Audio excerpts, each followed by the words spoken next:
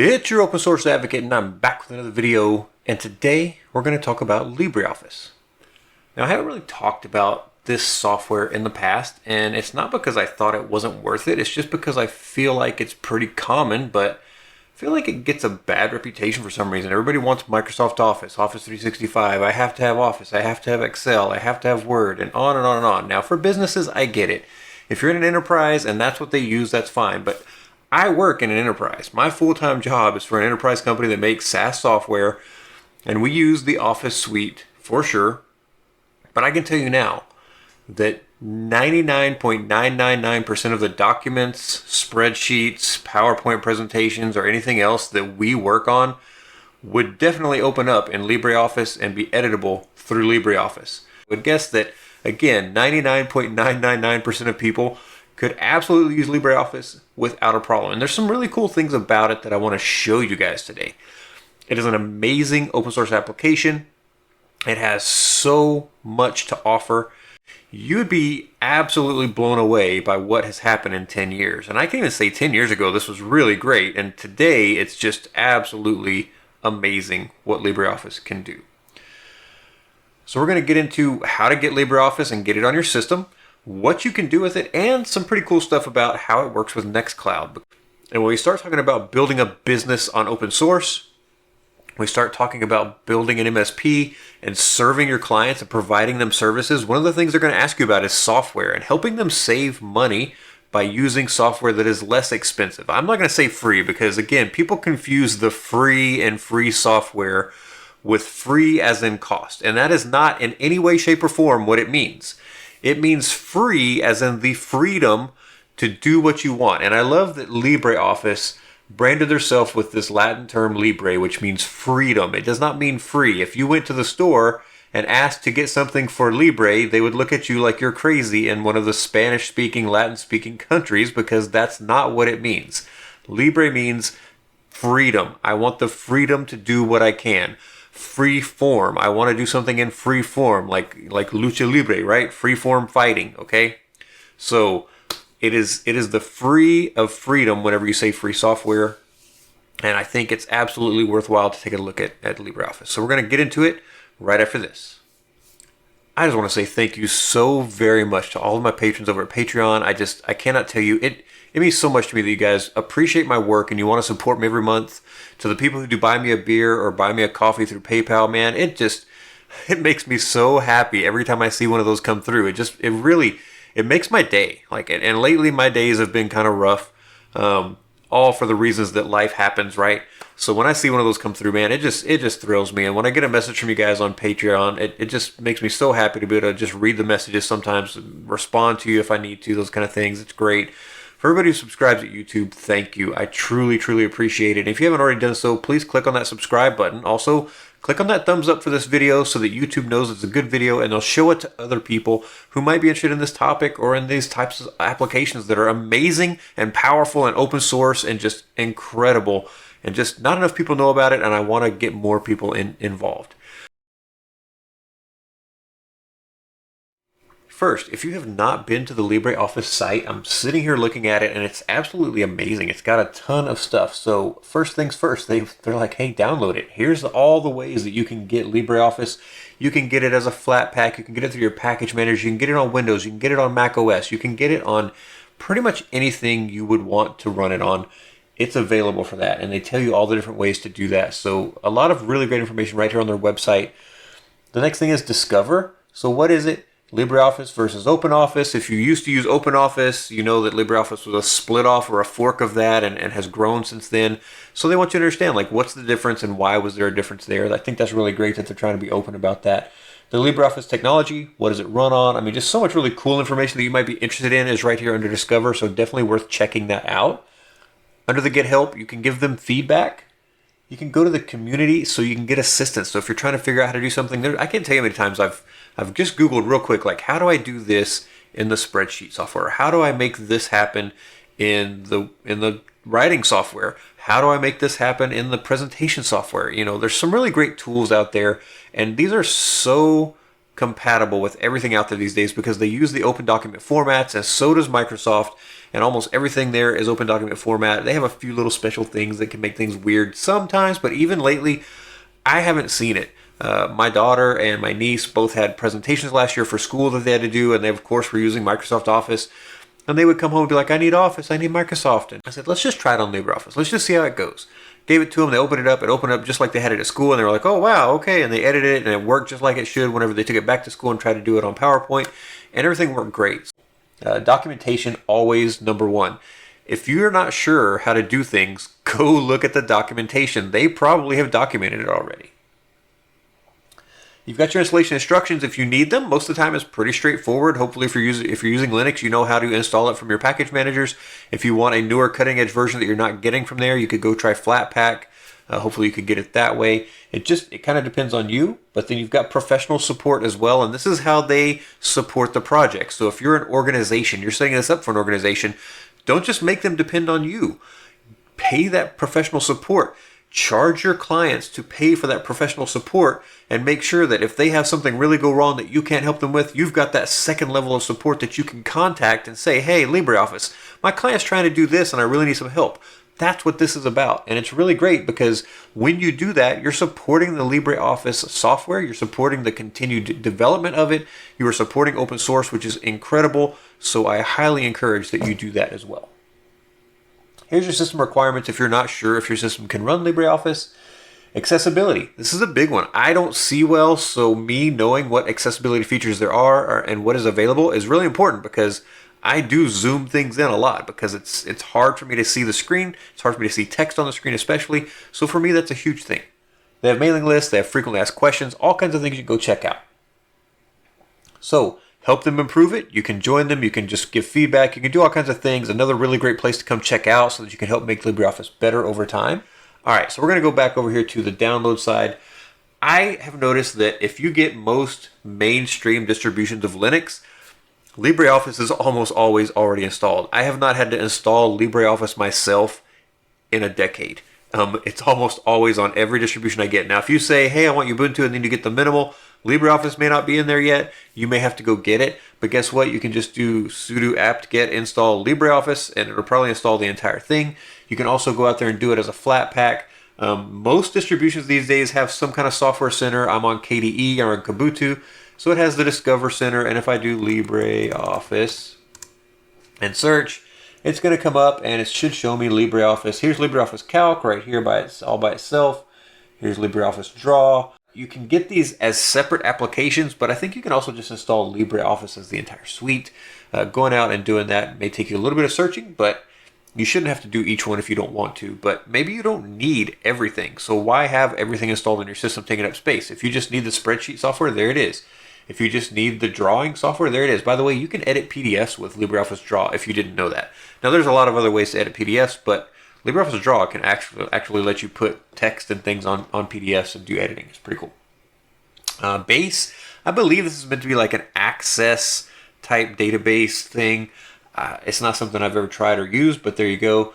You've got Writer, you've got Impress, you've got just so many different versions of these things, and these are all just basically Word, Excel, Access, PowerPoint. I mean, all the things you get out of regular Microsoft Office, they have for LibreOffice as well. So this is the easy way to go get stuff. If you're looking for something, type it in, search it in your software center, and it's probably there, and you can just tell it to install it, and it's great. Yeah, if you want to do it through the command line, you can do that 100%. Just go out there to like FlatHub, and there we go, LibreOffice. You don't have to go install every single one individually. You can just grab this FlatHub package and let it install, and you're going to get the latest package most likely from FlatHub, which is pretty nice, so you get all of the newest features. Sometimes the distributions hang back a little bit, waiting for things to be stable or things like that, so it just depends on what direction you go to install it as to which version you might get, but there you go. If you're a Windows user, they've already told you, here's how you can get it. Yeah, so app stores, there you go. LibreOffice for Android and iOS, right here. Flatpak, Snap, App Image. There's 3 different ways to get it for Linux besides the package managers, okay? If you want the remote Impress, you can do that so that you can have a remote control to run your PowerPoint presentation basically through the software, and then you've got LibreOffice Online. So many different ways to do this, but I just want you guys to know that this website right here for LibreOffice.org has as much information as you could possibly stand, and more. So let's just talk about LibreOffice itself. I've already got it, so I'm going to type in calc, and we're going to find LibreOffice calc right next to the calculator there. And they're going to give you some nice tips. Now, if you like these little tips when you first get in, don't uncheck this box. Basically, if you don't want to see these anymore, uncheck the box, because the box says show tips on startup. So if you keep the box checked, it'll pop up and give you tips. I know it's kind of annoying to have to close it, but sometimes you see something you're like, oh wow, I didn't know that it did that. I'm going to go try that. So I kind of like to leave them on. I think it's pretty great, and I love that they do this. So once you click OK, it goes away. You can get started. Now, again, I told you, it's very much like Office. So in Microsoft Office Excel, you have your zooming down here in the bottom right. Same thing in LibreOffice. Now, I know you're looking, you're like, oh, look at all those icons. That looks like how Microsoft Office 2003. You can theme this thing like crazy. There is a ton of theming right here, and I can't go through all of this. I couldn't even start to, but you can put all of your information so it can autofill some stuff, actually. This is just general LibreOffice settings under this one, so if we expand this is general LibreOffice settings. You do have themes if you want dark theme versus light theme, so a dark background with light text, those kind of things, you can turn that on. It's pretty great. So when you're trying to set the theme, one thing you might think is, I'm going to go to View and set my application colors. Actually, you want to go down here to Application Colors to set this, and you can kind of say, you know, here's how I want this to look, and you should be able to pick light, dark, and follow your system theme, so it's kind of up to you, but I'll go to dark, and you see it makes the cells dark, and now it's going to have a light colored text. And then down here, you can actually go through and kind of pick like different coloring, so you don't have to use the coloring they give you, but then you can go back to light if that's the one that you want. And when you're done, of course, hit apply and then OK. And that's how you save that setting. You can set high contrast. You can do a lot of different little things here. So really important for you to come look at this if you need accessibility settings. And it doesn't matter where you get to these options from. So if you notice, I went through this through calc. This is the same way in the docs, whatever you do. So you can do it no matter what. Now, if you've used macros on Excel before and you're like, man, but I have to have macros in order to do whatever I'm doing, that's fine. Don't worry about it. They have it. So here's Tools. If you go to Tools, you can go right down here. And right here, you're going to see macros. And there's different settings for macros, different things you can do for macros and getting macros set up. And I know macros can help you do things that are kind of repetitive and over and over and over and make things easier.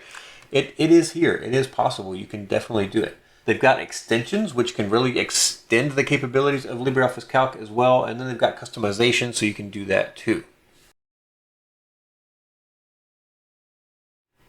Now, if you're looking at this, you're going, oh, the buttons, I just can't stand the buttons. That's terrible. Don't worry. I like the buttons myself because it makes these things easier to get to. But if you like the way that Microsoft Office works and you're like, I really need that set up, that's what I'm used to, you can go up here and you can go to View. And then we're going to go here to the User Interface option. And if you look here, there's these different options, and it kind of shows you what this is going to look like. So right now, we've got the standard toolbar where it's got File, Edit, View, and it's got the buttons. But you can go to Tabbed, and if you notice, it's going to be more like what you're used to. It's got this tab that says Home, and then it's going to have the buttons for Home under it. And then the tab that says Insert. You can go here to a single toolbar, so it's going to not double this up, but make it one single toolbar. You can go to the sidebar. So I love the sidebar because that's more of a Mac OS type thing.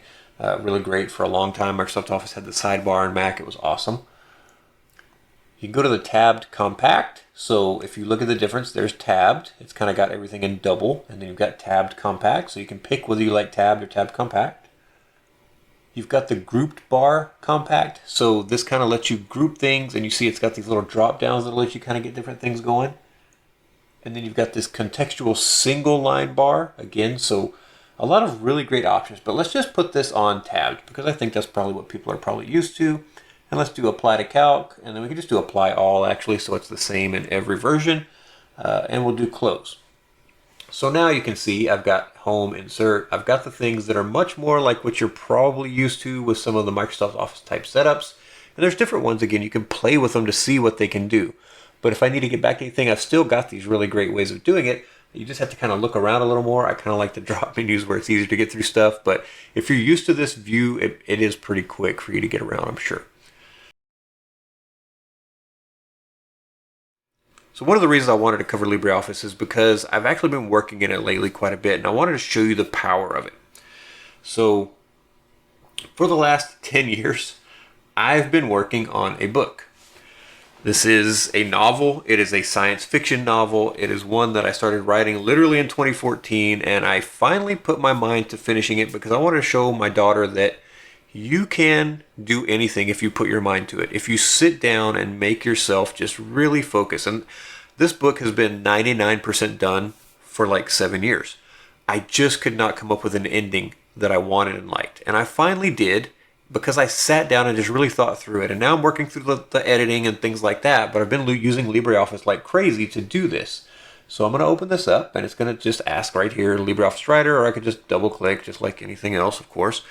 And then here's my book, and I've got my pages set up. I've got all my things. I've got just different information. I've got my table of contents. I've got different chapter information. And you can see up here, I've got this tabbed layout that a lot of people are very accustomed to, where you kind of get this look that you get from something like Office, right? So it's this nice tabbed layout. Now, again, I prefer the sidebar more than I prefer the tabbed layout like this. But if I do this, you can see I've got a few little controls over here. So this little thing just hides a few controls. But they also have the navigation pane. So if I click on the navigation pane, because I've gone through and used styles inside of my LibreOffice system here, you can see LibreOffice picks up on that just like Microsoft Office would, and it sets out this outline for my book. So I can go through here and actually see. So I'm going through and trying to give my chapters titles. So I'm rereading my chapters and I'm trying to give them titles and make things kind of make sense. But I can jump very quickly to a chapter. So chapter 16, I can jump down to chapter 21. It's just super simple to do those things. My mother is an author. She is a published author. She has published 4 books. She's working on her 5th and 6th book right now, I think. I've seen her go through the process of getting published, and it was long and tedious and painful. I actually helped her self-publish initially one of her books, and it was a really incredible experience for me to go through that and learn what it takes to do that. But I thought, I've done it before. I think I could do it again. There's some really great sites out there now that help you do that kind of thing. But I was also thinking, maybe I don't want to publish it. Maybe I just want to make an EPUB where people can pay for it and then get a copy, and it's not DRM'd, and they can put it on whatever device they want. That's a little bit more open, which is what I'm all about. So I'm really considering doing that. One of the things that you want to do when you're going to do something like that is you want to have a tool that lets you create an EPUB pretty easily. Well, guess what? LibreOffice has that. So if we go here to File, you'll see all of these different options here, but then there's Export directly to PDF. Some people prefer PDF. I'm not a real big fan of it for reading it on a device. I love EPUB, but here's EPUB. So I can just click on EPUB and it's going to say, hey, do you want to create an EPUB? Yes, I do. And it's going to give it the right title, and it's going to export this thing as an EPUB. Now, there may be different EPUB formats, but this one's just going to use whatever is built in here, and I'm sure it's the most generic EPUB format there is. But I've done it a couple times. I've given it to my wife. I've put it on my iPad so I can read when I'm not near the computer. And it works great. And it actually, I've even used some tools to put a cover on it so that it's got kind of a nice art with it that goes with the book, just so it's something I can see in my library pretty quickly on my iPad. And it's been awesome because, one, I can increase the font size and it adjusts the page numbers and it lets me do everything the way I want to. I'm not zooming by pinching and making it where I have to scroll back and forth. EPUB is a very flexible format, especially for somebody with low vision where I want bigger text. But for everybody else, it just looks like a normal book. So it's a really cool thing that they've got all of these different tools. Again, when you're talking about LibreOffice, it's got these incredible sets of tools. I'm going to close this now, and we're going to go check out something like Publish.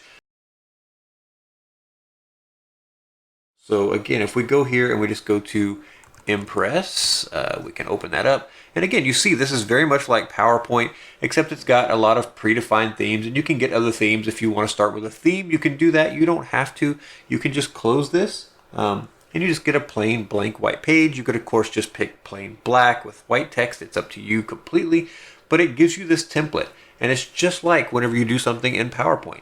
You've got this template, and if I say new slide, it's going to give me a new slide. So there we go. We've got the first one, which is my title slide and my subtitle. And then the next one is add a title to this slide and then put in your bullet points. And then you can extend these spaces. And you've got different slide types that you can pick from. So you can see over here kind of the different slide types. So if I say, you know what, I want this slide to be this way. There we go. I've got add text, add text, add text, or I can add images, or I can do whatever I want to with these different spaces that it gives me to lay these things out in different ways. And it's really nice because it sets this up for me very quickly, but you can also set up your own types of templates and things and use that, and it's super powerful. Now, there is such thing as death by PowerPoint. I've gone to lots of different presentations, and one of the best presentations I ever saw was by someone who said, here's how to do a good PowerPoint presentation. 10 slides. You had to speak for 30 minutes. That's 3 minutes per slide. Now, he said, I don't want to read what you want to tell me.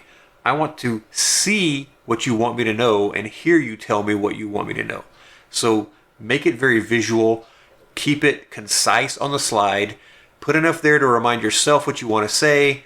Use the notes area if you can read it. I can't, so I have to put something here that helps me remember what I want to say, but it's usually very little, so I can remember it and just keep talking about it, because as you can tell, I'm a talker. But yeah, spend 3 minutes on that slide, move to the next slide. If you're going much longer than 3 minutes, people get bored. If you go too short, people are trying in a hurry to absorb the information, they don't get it, and you move on, and they lose what you're talking about. There you go. I love Impress. It's got all of the same types of features you're going to get from something like PowerPoint, and you've got your layout options, and you've got really great things that can help you do that, and you've got the themes that you can set, and you've got transitions, and you've got all kinds of special effects you can put on each piece of the slide if you just want to have different effects on the slides. It is extremely powerful and extremely capable, so don't ever feel like this thing couldn't meet your needs or your client's needs. It's really, really awesome. So we're going to go to my Nextcloud. All right, so this is my Nextcloud. This is the Nextcloud that I run for my home, for my family, to keep track of things and to do things. And you can see kind of the last things that synced. And here it is. Here's my entanglement.docx, and it's telling me, hey, this thing's open somewhere. So I can actually go here and see that it's open. So I'll close it. And this thing will eventually, if I refresh it, will update. But I actually want to open this in here. And I'm going to go to Books, because it's in Files, and it's in WIP, which is work in progress, if you didn't know. And I'm going to click on this guy. And here it is in the browser, and it's got my same exact setup that I requested in LibreOffice. It's got the tab set up for me here, I think. Let's see. Yes. So there we go. It's got the tab set up, which is awesome. And here's my book. Now, I did ask it to be in dark mode. I'm not sure why this one's dark here, but that's okay. Let's go down. Let's see if my text is all dark. No, it's not. So here's my book text. I mean, it's just flowing along perfectly fine. And because it's a browser, I can zoom so that it's easier for me to see. But I can work on it right here. I can make an edit right now if I want to. Deliver. Let's just call that delivery. Okay? And then I can save it.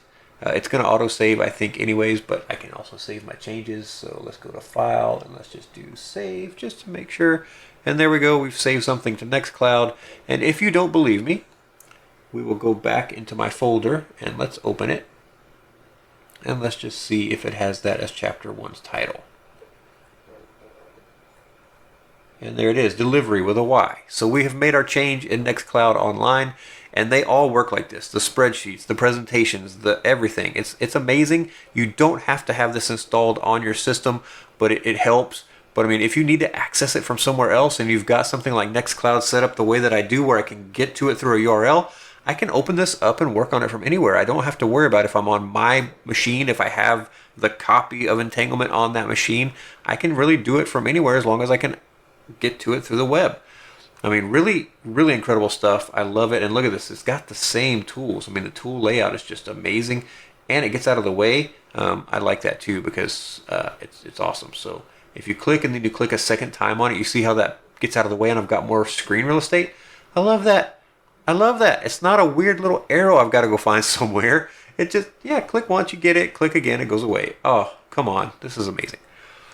That is LibreOffice. I hope you guys enjoyed this. If you did, please like, subscribe, tell your friends about it so they can come along an open source journey with us, and I'll talk to you next time.